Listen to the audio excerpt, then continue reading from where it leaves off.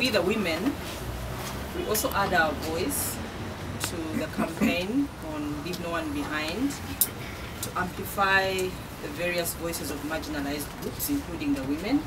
And you all know the women are not a homogeneous group. So even within the women, there is a lot of vulnerabilities. And what we seem to see is a lot of discrimination against women, a number of traces of discrimination against women, manifested in various ways, and these are what I want to point out. In the political arena, we still see discrimination against women, decisions that are being taken.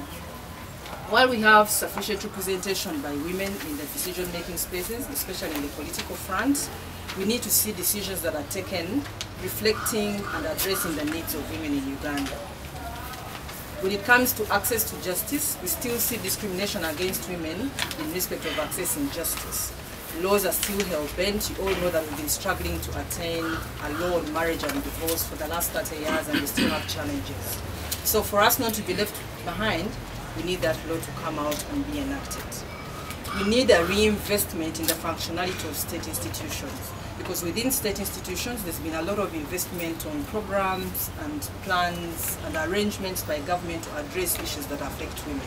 So if these state institutions are not functional, those programs are not benefiting women in any particular.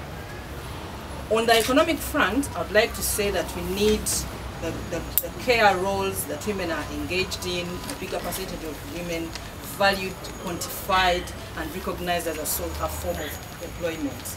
And if they are recognized as a form of employment, every woman will be able to have some income generated from the care roles that they are performing.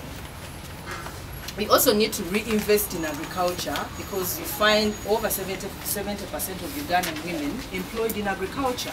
While for subsistence, as a country, we need to reinvest and grow it to commercial agriculture, and more women will definitely be able to benefit.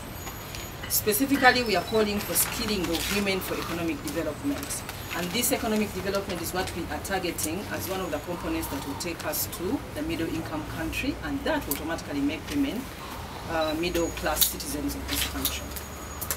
On the human development front, we are pitching on two specific areas, and one of them is the quality of education for young girls. While we appreciate all efforts on ensuring that girls enroll, we still have a lot of challenges in retention and the quality that they are, of education that they are attaining. And of course, this has been very much evidenced in the kind of young girls that come out of education and their ability to develop themselves.